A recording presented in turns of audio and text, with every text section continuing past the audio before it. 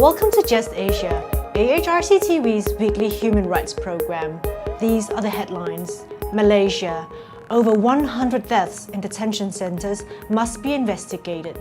Harassment of academics in Pakistan continues. Taiwanese activist detained in China.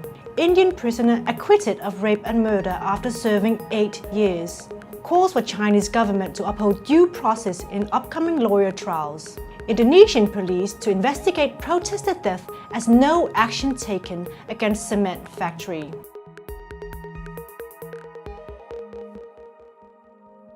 Welcome to AHRC TV's Just Asia. I'm Annie Lin.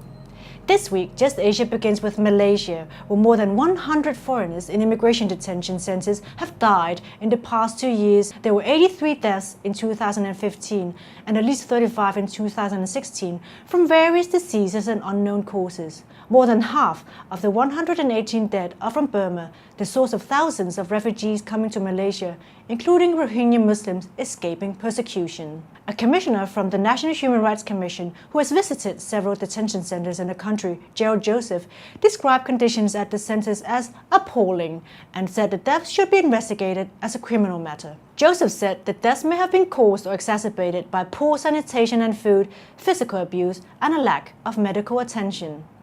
Interviews with former detainees revealed that most detainees did not get adequate food, water, or health care, and that the sick are usually not isolated, leading to the spread of contagious diseases. According to a former Rohingya inmate, he saw detainees die after their injuries from being beaten were not treated.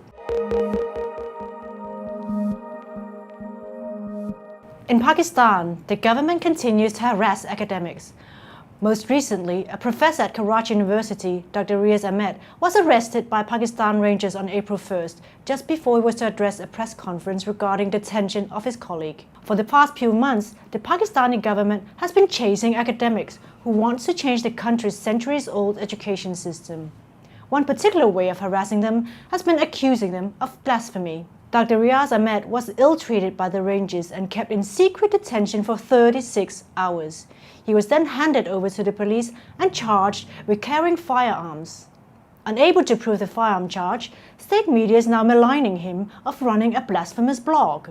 While it is common for academics and intellectuals to be accused of running blasphemous blogs, the government has been unable to prove a single case. Earlier in January, Mr. Salman Haider Goraya, a professor from Fatima Jinnah University and prominent writer, was arrested in Islamabad. Detained for 2 months, he was tortured to confess that he was running blasphemous blogs. After considerable national and international protest, he and other 4 bloggers were released and sent outside the country. 2 other retired professors and writers are also continuously threatened by the Muslim fundamentalists belonging to the ruling alliance.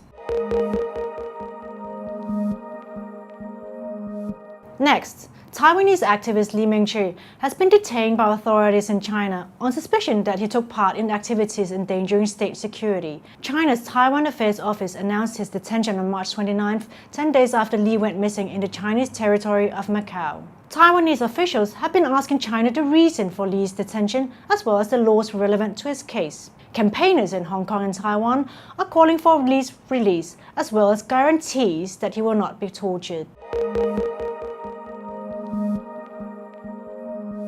In India, the Hyderabad High Court acquitted Sachin Babu in the AHRC rape and murder case on March 31st.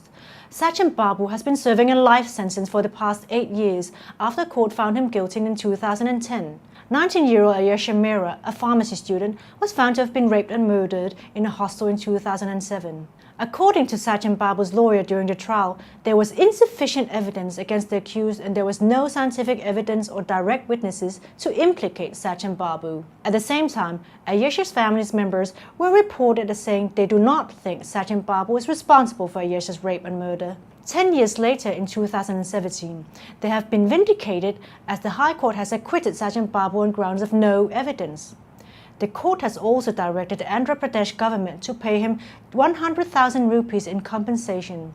The police are challenging the acquittal, stating that the investigation was done without prejudice and that there was DNA evidence to back their case.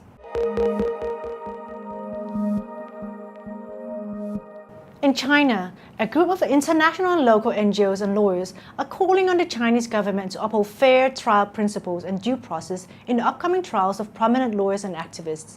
Li Heping, Wang Quanzhang, Xi Yan, and Wu Gan are all awaiting trial for allegedly subverting state power.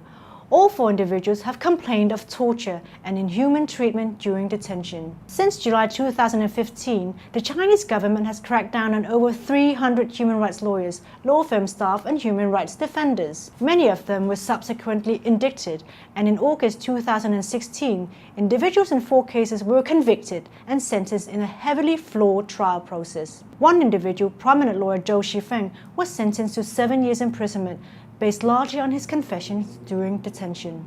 Referring to Zhou's sentencing in a speech on March 12, President of China's Supreme Court touted the achievement of courts in safeguarding national security and social stability. Activists now worry that the crackdown on human rights lawyers is far from over.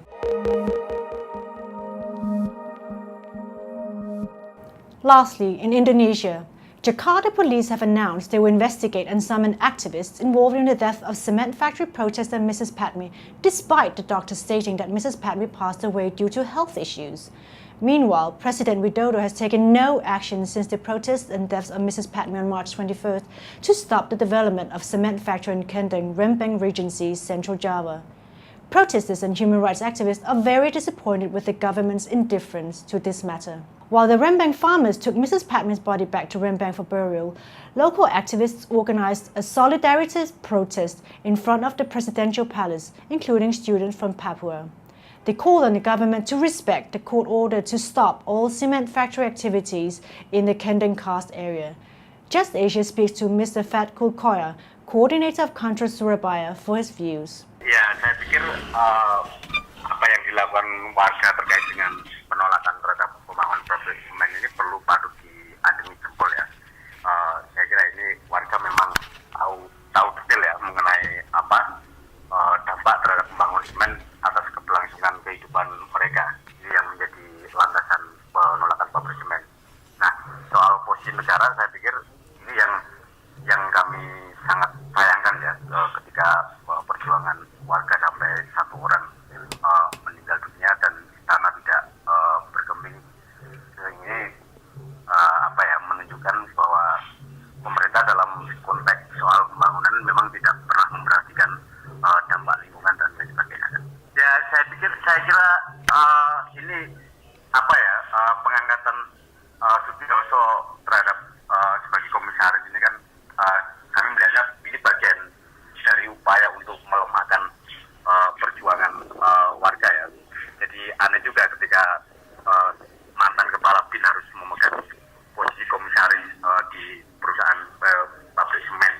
Artinya soal kemampuan dan kapasitas kan perlu dipertanyakan soal kredibilitasnya dalam konteks pengelolaan industri. Dalam hal ini saya melihat masih jauh ya kemungkinan bahwa Presiden akan merubah kebijakan terhadap perusahaan semen. Karena memang saya melihatnya dalam 3 tahun kepemimpinan Jokowi ini kan lebih banyak proses infrastruktur kan yang dikuatkan kan tanpa memperhatikan aspek terhadap pembangunan itu seperti apa dampak terhadap ekologis dan kesejahteraan masyarakat. Ini yang saya melihatnya di situ karena Jokowi ini kan masih melanjutkan kebijakan yang presiden mendahulunya ya soal MSTKI dan lain sebagainya. Jadi saya kira masih jauh lah harapan.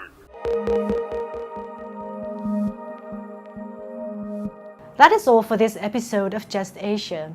For more on these and other issues, please visit www.humanrights.asia or www.alrc.asia/justasia. Thank you for watching and see you next week.